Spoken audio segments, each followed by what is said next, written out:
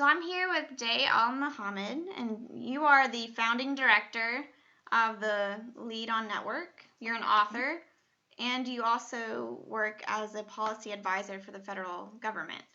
So I just want you to kind of go off that and tell us a little bit about yourself and more of what you do for your profession. Sure.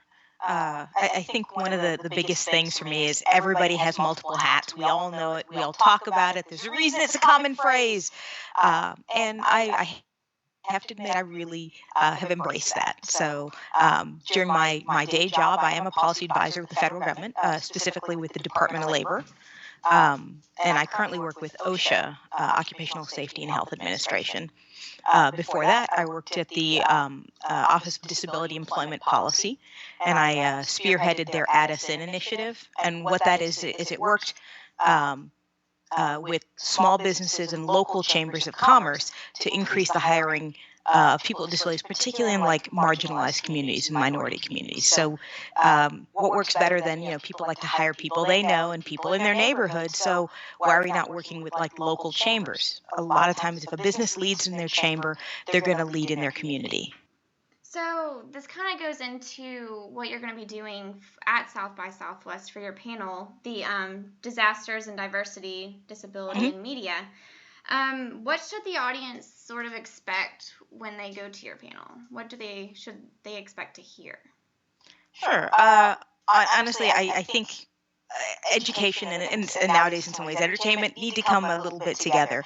I don't want to do a lecture of, we're not seeing enough disability and this is how you have to do it and this is so terrible. I think part of it is to highlight, one, that we're not seeing very much at all. And two, that when we are seeing it, a lot of times it's very stereotypical, it's very tropey, it's very after school special. We see a lot of that, like that one episode to teach someone a wonderful lesson and gosh, it's great, and then you move on. And I think the idea is there are more stories than that. So the expectation is to kind of shine a light on some of the stuff and go, hey, when you're talking about all these big diversity initiatives, we've seen that with the Oscars So White hashtag. We've seen that with the push for women directors in Hollywood. So the trick is to have disability be a part of those kinds of movements. If you're pushing on those and you're leaving out this group, which is more than 50 million Americans, kind of problematic. When it comes to how to do it, I always thought it's best to make it kind of fun. I think to highlight disasters and diversity where we've seen it go completely sideways, where everyone can go, oh yeah, that is terrible, and it makes it a lot easier to take.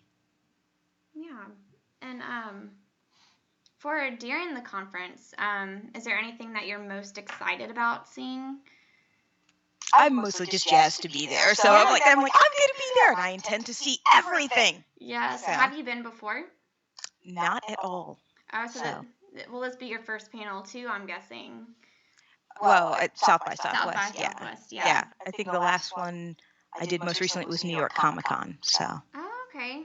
Very cool. And for the people who go to the panel, what would you want to be their greatest takeaway from it?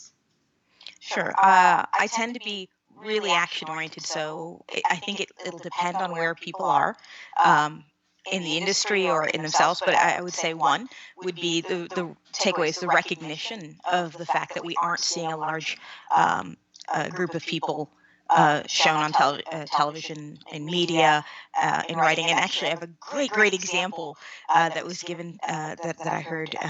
I just blanked on the woman's name, who it came from. But it's a wonderful example is if you look at, and not to single out a single movie as being wrong, but it was a good example, which is Jurassic World. Yeah. You remember the scene where the dinosaurs are coming down, they're eating everybody in the theme park, and everyone's running and screaming? Yeah. Did you see one person with a disability in that entire crowd? No. Yeah, the answer is probably not. And the same goes for almost any disaster film. This is where, like, if we're talking 1 in 5 Americans has a disability, you would expect in there would be somebody. I have as much right to be eaten by a dinosaur as anybody else. And so those are kind of some of the fun ways to highlight, you notice we might be missing something here. And it's not something that folks may necessarily always think of. So the one was the recognition that were not there. And that, like I said, that's probably the strongest example.